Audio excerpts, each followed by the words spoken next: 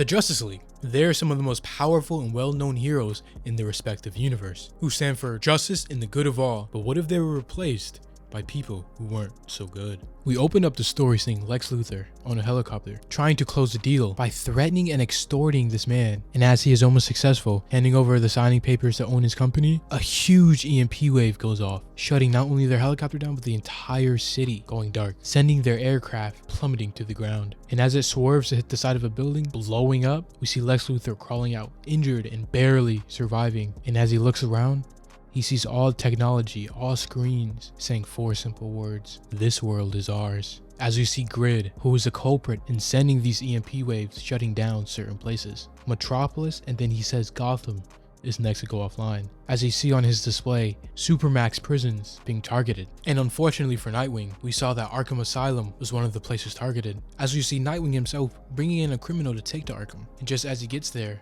the EMP hits there as well, cutting his signal. But just then, a target whooshes by, going straight towards the asylum. So Nightwing, being the hero he is, steps forward to see what all this is about. And as he sees this mysterious figure rip open the doors barehanded, throwing them aside, he goes to charge in. He's gonna see what he can do. But before he can take another step farther, he's hit by something from behind and knocked off balance. And as he's barely able to get a look at the culprit, he questions Batman, with them saying no and hitting him again, before the other person takes a lasso around his neck, carrying him off.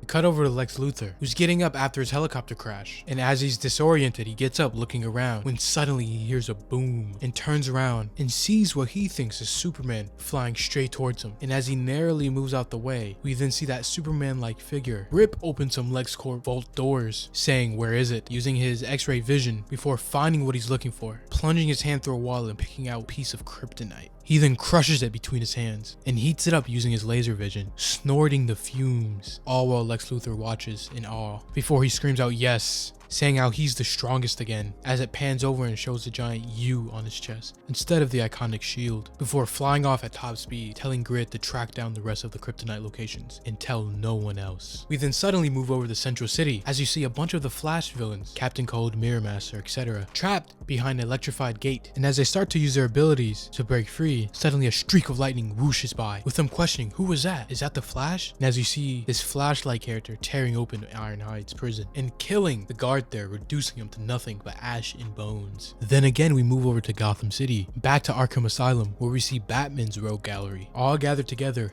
escaping after being given silver light coins that also double as a communication device, the only working communicator after Grid EMP'd every major city. And with Ivy saying, who cares who they are, we should all just go our separate ways once we have the chance. Whoever's pitting this secret society or whatever together, Batman and the Justice League will stop them. And Scarecrow replying, oh no they won't. Right now, we just need to listen and go where they're asking us to. And with the rest of them agreeing, off they go, where we see a bunch of DC's powerful and well-known villains all gathered together around the remains of the Justice League Watchtower, crash down into the earth. We even see some real heavy hitters like Black Adam and Amazo among the mix. But as the villains are there, they do what villains do and start bickering and fighting amongst themselves. And before a giant fight can break out, suddenly some of the Justice League's weapons and memorabilia drops from the sky, including Aquaman's trident, Wonder Woman's lasso, and even Superman's cape. And as the villains go fighting and scrounging for these items, there's then a booming voice saying there will be no discord among us. This world is ours, and the Justice League is dead, before panning over and showing the crime syndicate in full glory, standing over all of these present villains. And then they start to introduce themselves, as they are broadcasted live across the world. Owlman, Superwoman, Power Ring, Deathstorm, Johnny Quick, and Atomica. They then go on to explain that they are from another world, a world in which they ruled with an iron fist, until that said world turned against them, so they destroyed it, and then searched for another world to conquer, ending up in this one, and saying how they apparently killed those who stood against them when they arrived, saying that they have killed the Justice League. But this isn't enough to convince everybody, as even some of the own villains call them out on this, saying, are you blind? Look at him, he looks exactly like Superman, except he's got a stupid U on his chest. And unfortunately for him, that was the last words, as he is then atomized by Ultraman's heat vision, saying that this is their world now, and if they ally with them,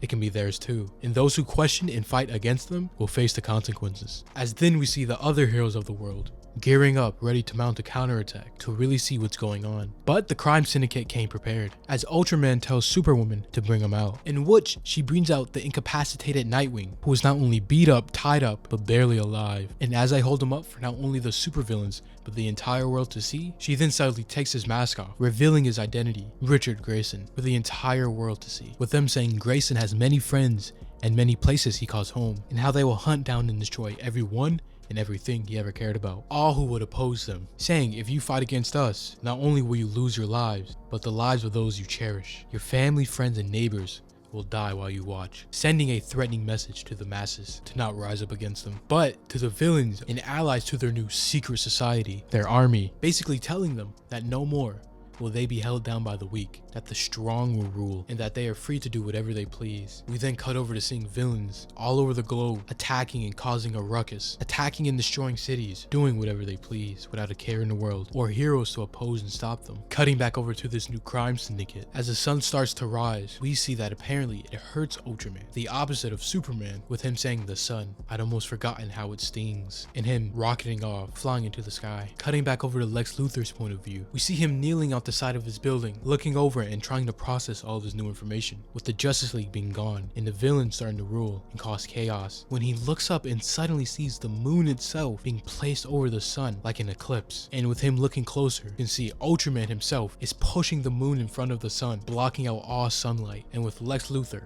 finally coming to his senses, saying this is a job for Superman, so where is he, before having his story come to a close.